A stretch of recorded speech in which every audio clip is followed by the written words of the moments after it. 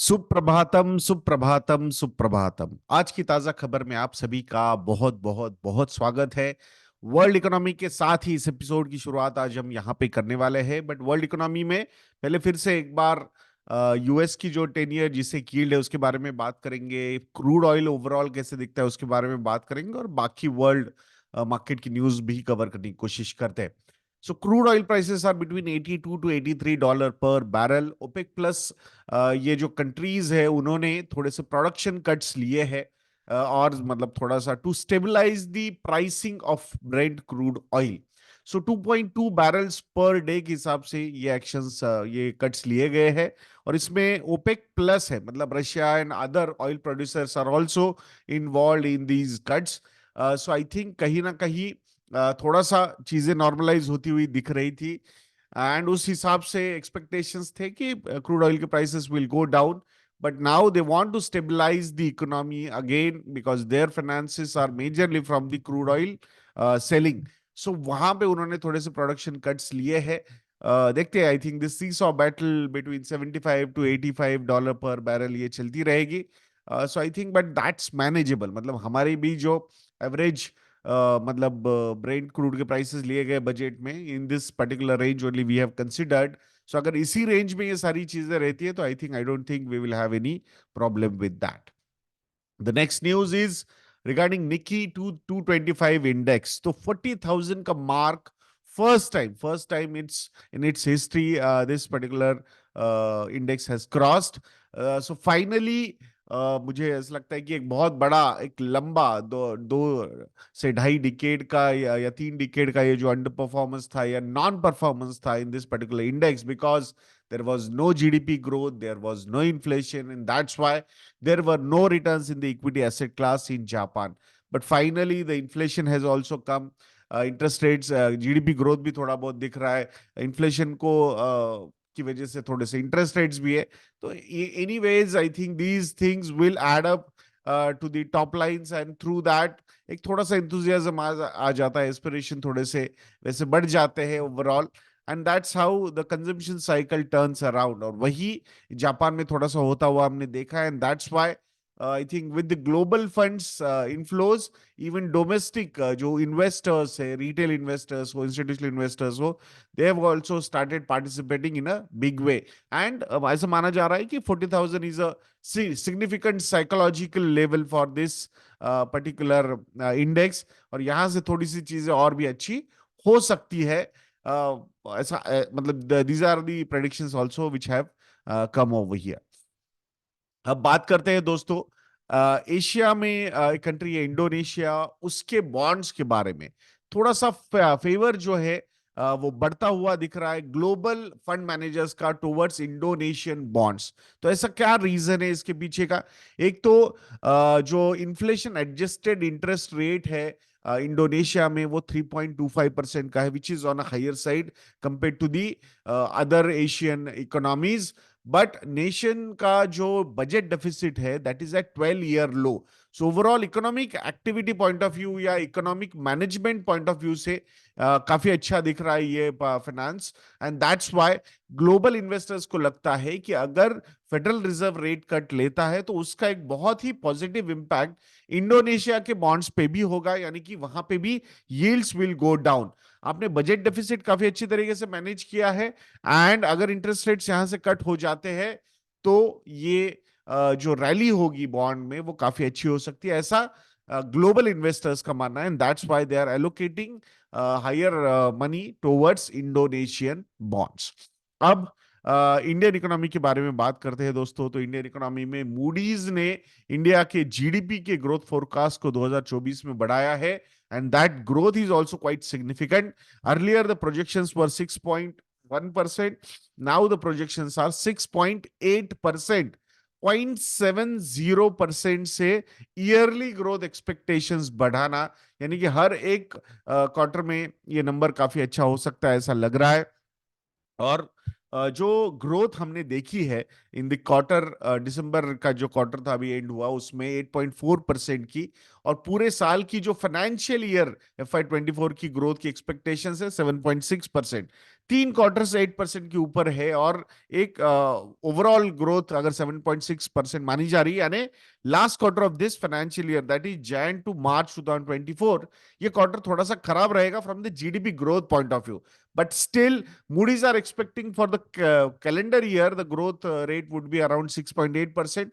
So I think numbers would be good in coming quarters, ऐसा माना जा रहा है. What are the reasons behind that? I think government की जो spending है, वो एक बहुत बड़ा capital spending from the government side on infrastructure and manufacturing activity. I think ये एक बहुत बड़ा reason इसके लिए माना जा रहा है. PLI स्कीम्स भी एक रीजन है कि यहाँ पे ग्रोथ काफी अच्छी दिख रही है. So capital expenditure from government has been done really well, और ये PLI स्कीम्स वगैरह ये प्रोवाइड करके investments in private sector are also expected, and that's why this number will be on a higher side. Manufacturing PMI की बात हो या services PMI की बात हो, वो नंबर्स भी काफी अच्छी तरीके से नजर आ रहे हैं. मोर देन 50 के तो ऑलरेडी एक्सपांशन मोड में हमने देखा है, बट एक इन बिटवीन जो एक आध दो मंथ के लिए जो डाउनवर्ड ट्रेंड था, वो भी फिर से एक बार अपवर्ड ट्रेंड में कन्वर्ट होता हुआ हमने यहाँ पे देखा है, specifically from the manufacturing PMI side. I think all these things are working really well, and that's why institutions like IMF हो, वर्ल्ड बैंक हो, या फिर मूडीज या एसएनपी जैसी रेटिंग एजेंसीज हो, तो I think everybody is increasing our growth forecast for 2024 calendar year also, and FY25 also. FY25 यानी 1 अप्रैल 2024 till 31 मार्च 2025. तो यहाँ पे इंडिकेशंस काफी पॉजिटिव आ रहे हैं. There is one more news regarding economy भी बोल सकते हो, ऑटो सेक्टर भी या मैन्युफैक्चरिंग सेक्टर भी आप बोल सकते हो. So government panel is going to review auto manufacturers request for PLI scheme. तो ये जो गवर्नमेंट पैनल फॉर्म हुआ है, ये majorly to assist the request from these auto manufacturing regarding quarterly incentive pay outs and expansion of components covered under these PLI schemes. यानी नए components भी add करने चाहिए गवर्नमेंट ने, ऐसा इनको लगता है. एंड रिस्पॉन्स काफी अच्छा है. ओवरऑल क्वार्टरली जो इंसेंटिव पे आउट्स होते हैं वो भी देखे जाएंगे, कितने टारगेट्स लिए थे, उतने टारगेट्स मैन्युफैक्चरिंग के प्रोडक्शन के अचीव हुए हैं क्या, अगर हुए हैं तो डेफिनेटली वहां पे इंसेंटिव्स प्रॉपरली पे आउट होने चाहिए. Discussions with the OEMs, original equipment manufacturers are also going on.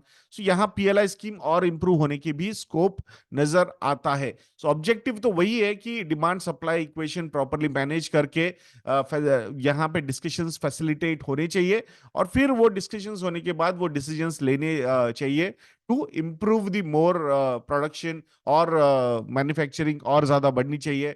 Private spenders spending जो है वो भी यहाँ पे अच्छी खासी बढ़नी चाहिए. यही वो ऑब्जेक्टिव्स है, और उसी लिए government is trying to support the industry. Now, next news is from the anticipated surge in power demand for this summer. Last summer में around 243 gigawatts का power the peak power demand थी. इस बार this particular demand can go up to 260 gigawatts. So यहाँ 7% का surge हो सकता है, ऐसा माना जा रहा है. लास्ट ईयर 243 गीगावाट्स था, उसके पहले साल 229 गीगावाट्स था. तो आई थिंक कंजम्पशन जो है वो काफी जबरदस्त तरीके से यहाँ पे बढ़ रहा है. एक तो पॉपुलेशन ग्रोथ भी एक रीजन है, इकोनॉमिक एक्टिविटी बढ़ती हुई दिख रही है, वो भी एक रीजन है, and increased use of cooling appliances यानी कि एसी वगैरह की अगर हम बात करते हैं तो वो भी एक बहुत बड़ा रीजन है. Apart from that, I think जो नॉर्मल सी ऑफिसेस में आ चुकी है कि ऑफिसेस में people are coming and more commercial use have also started on that term also, तो ये भी एक रीजन है. तो इन सारी चीजों को अच्छी तरीके से एफिशिएंटली मैनेज करना, this is going to be a challenge. Energy management हो, ग्रिड ऑप्टिमाइजेशन हो, या possibly augmentation of power generation supply हो, तो ये सारे फैक्टर्स अच्छी तरीके से देखे जाने पड़ेंगे, तभी ये सारी चीजें स्मूथली रन होगी. Then I think the way we are consuming power energy, तो वहां पे रिन्यूएबल एनर्जी पे भी फोकस उतना ही इंपॉर्टेंट लग रहा है. तो यहाँ हम जो देख रहे हैं कि रूफटॉप सोलार्स वगैरह की है जो गवर्नमेंट ने जो स्कीम्स लाई है, तो आई थिंक ऐसी स्कीम्स और ज्यादा आने वाले समय में बढ़ती जाएगी. इसमें रिन्यूएबल एनर्जी पे बहुत ज्यादा फोकस हो सकता है. So these are few of the मतलब dedicated sectors which should be on your radar from the long term point of view, investing के हिसाब से अगर हम देखते हैं तो. Now, the most talked news yesterday वो है Tata Motors. So Tata Motors announces demerger of commercial and passenger vehicle business. So यहाँ पे स्प्लिट हो चुका है. कमर्शियल बिजनेस अलग, पैसेंजर व्हीकल बिजनेस अलग. कमर्शियल व्हीकल बिजनेस जो है mister Girish Wagh is going to lead. तो ट्रक्स हो, वैन्स हो, बसेस हो, जो इसमें आते हैं कमर्शियल व्हीकल्स में. And passenger vehicle will be headed by mister Shailesh Chandra ji. उनके बहुत सारे इंटरव्यूज लास्ट 1-2 सालों में हमने देखे हैं, specifically focus on the electric vehicles. तो he is going to lead this passenger vehicle division, जिसमें एसयूवीज आते हैं, इलेक्ट्रिक व्हीकल्स आते हैं, और जिसमें जेएलआर भी, जैगवार एंड लैंड रोवर भी, लैंड रोवर भी इसी सेगमेंट में यहाँ पे आता है. ये जो डी मर्जर है ये आने वाले 12 से 15 महीनों में कंप्लीट होगा. एनसीएलटी के स्कीम ऑफ अरेंजमेंट के अंडर ये मतलब डीमर्जर होने वाला है. अगर हिस्टोरिकली देखोगे तो डेफिनेटली कमर्शियल व्हीकल के साथ ही टाटा मोटर्स का बिजनेस शुरू हुआ था. But in 1991 they have entered into passenger vehicles also. 2008 में जेएलआर को उन्होंने एक्वायर किया था. These were few of the milestones जिसमें हमने टाटा नैनो का एंट्री देखा, फिर एग्जिट भी देखा, और टाटा नेक्सॉन जैसी काफी पॉपुलर कार्स जैसे जेएलआर के आने के बाद किस तरीके से शिफ्ट, स्पेसिफिकली डिजाइनिंग में शिफ्ट हुआ था टाटा मोटर्स के डोमेस्टिक पैसेंजर व्हीकल बिजनेस में, वो भी हमने काफी बढ़िया तरीके से देखा था. क्या हो सकता है रीजन इसके पीछे का, ये डीमर्जर का? एक तो वैल्यू अनलॉकिंग ये भी हो सकता है, एंड जो फोकस, मतलब कमर्शियल व्हीकल का फोकस कंप्लीटली उसी पे होना चाहिए, पैसेंजर व्हीकल का उसी पे होना चाहिए. In future I will not be surprised even electric vehicles का भी यूनिट डीमर्ज होकर अलग तरीके से लिस्ट भी हो सकता है, ऐसा लग रहा है. Because we have seen private equity players investing into this particular company. Electric vehicle के उनके यूनिट्स में उन्होंने इन्वेस्टमेंट्स किए हैं. So that is also possibility. Markets could be gung ho today. एक अच्छी खासी गैप अप ओपनिंग भी टाटा मोटर्स में देखी जा सकती है. 1000 के ऊपर ये स्टॉक जा सकता है. वैल्यू अनलॉकिंग कैसे होगी? मतलब दो अलग अलग शेयर्स मिल जाएंगे डीमर्जर के बाद. I think equal number of shares मिल जाएंगे to the existing shareholders of Tata Motors. I think DVR के साथ भी वही होना चाहिए. बट लेट्स सी उनकी तरफ से कुछ अगर प्रॉपर न्यूज या अपडेट्स आते हैं कंपनी की तरफ से, so we will be awaiting for that thing. Now, there is a news regarding IIFL Finance. RBI restricts IIFL Finance from gold loan sanctioning and disbursement. So, बहुत सारे material supervisory concerns RBI ने यहाँ पे raise किए हैं. Loan to value properly follow ना करना, सही फीस चार्ज ना करना, रिकवरी सही तरीके से नहीं होना. तो ये सारे फैक्टर्स है जो आरबीआई को लैक ऑफ ट्रांसपेरेंसी बता रहे हैं, स्पेसिफिकली इन फी स्ट्रक्चर या auction processes, non compliance with auction processes company ने यहाँ पे किए. एक्सेस कैश कलेक्शन भी यहाँ पे कंपनी की तरफ से हुए हैं. So all those things are not good for a company, NBFC specifically which comes under RBI. So इसीलिए आरबीआई ने उनको बोला है कि कोई नए लोन्स डिस्ट्रीब्यूट नहीं होंगे, नए लोन सैंक्शन नहीं होंगे. एग्जिस्टिंग लोन पोर्टफोलियो को वो सर्विस करने दे रहे हैं, उसमें कोई प्रॉब्लम नहीं है. आईएफएल का अगर टोटल गोल्ड लोन बुक की बात करते हैं तो अराउंड 24,692 करोड़ रुपीस की इनकी टोटल लोन बुक है. Approximately 31% of its total portfolio. So bigger chunk है. So definitely it will have an impact on their growth. There is no doubt about that. I think Paytm का example हमने already देखा है. कहीं पे भी कोई भी लिथार्जी मेंटेन अगर होती है या लैक ऑफ रेगुलेटरी नॉर्म्स को फॉलो किया जाता है, रेगुलेटरी नॉर्म्स को मतलब लैक किया जाता है फॉलो करने में, so definitely I think all those things will not be tolerated from the reserve bank of India. I think we have a very strict regulator in terms of banking, NBFCs, RBI, and market में SEBI is also doing a very important job. Next news is regarding apparel sector. So apparel retailers जो है they are anticipating a demand recovery amid lukewarm sales. तो last 1-2 quarter के जो sales देखे थे specifically festive season was not that good.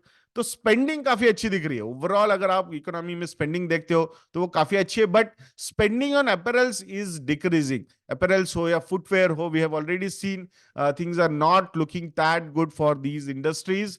तो spending में कैसे, घूमने फिरने, होटल्स में, तो यहाँ पे स्पेंडिंग काफी बढ़ रही है. बट क्लोथिंग पे या फुटवेयर पे जो स्पेंडिंग है वो काफी कम यहाँ पे नजर आ रही है। स्पेसिफिकली FY23 में जो अपेरल के सेल्स थे वो 8.9% से गिरे थे। एंड अगर 2022 FY22 की बात करते हैं तो 28.6% से वो बढ़े थे।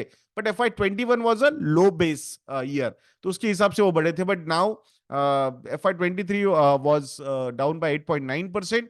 बट एक्सपेक्टेशन है कि शायद ये आने वाला जो साल रहेगा ये का अच्छा हो सकता है। स्पेसिफिकली नेक्स्ट 2 क्वार्टर्स जो है वो अच्छे हो सकते हैं। That's what the apparel sector is expecting. Let's see क्या होता है। Now Indian real estate sector के बारे में बात करेंगे तो होम प्राइसेस जो है they are projected to rise amidst luxury property demand. So luxury property demand की वजह से यहाँ पे होम के प्राइसेस बढ़ सकते हैं। ऐसा एक सर्वे में रियूटर्स की तरफ से वो सर्वे लिया गया था, उसमें फाइंडिंग निकले हैं 7% की इंक्रीज इस फाइनेंशियल ईयर और नेक्स्ट फाइनेंशियल ईयर, इस मतलब FY24 एंड FY25 में 7% से यहाँ पे प्रॉपर्टी प्राइसेस बढ़ सकते हैं, ऐसा माना जा रहा है। एंड दिस इज इंटरेस्टिंग, मतलब interest rates are not on a lower side, they are on a higher side. Already हमने अच्छे खासे रेट हाइक्स देखे हैं लास्ट मतलब जब से यूक्रेन रशिया वॉर हुआ था उसके बाद फेडरल रिजर्व ने जिस तरीके से इंटरेस्ट रेट्स बढ़ाए, डेवलप्ड वर्ल्ड ने भी इंटरेस्ट रेट्स बढ़ाए, तो उसी का नतीजा इंडिया ने भी इंटरेस्ट रेट्स बढ़ा के किया है। इन्फ्लेशन भी थोड़े से हायर लेवल पे ही थे। बट नाउ ऐसा लग रहा है कि इंटरेस्ट रेट शायद आने वाले समय में कट हो सकते हैं, बट उसके पहले ही जो पॉजिटिव एटमॉस्फियर है रियल एस्टेट सेक्टर में वो अच्छा दिख रहा है। 7% की ग्रोथ है, मतलब it's not a very double digit और बहुत हाई ग्रोथ नहीं है। बट स्टिल जहां पे एक बहुत ही खराब से सीजन हमने देखा था रियल एस्टेट का बिटवीन 2016 टू 2000 ऑलमोस्ट 21-22, उसके बाद 1-2 साल अच्छे दिखे हैं और आने वाले भी 1-2 साल अच्छे दिख रहे हैं, ऐसा सर्वे में तो फाइंडिंग निकली है। लेट्स सी क्या एग्जैक्टली होता है यहाँ पे। बाकी I think I was reading one article regarding valuation also yesterday.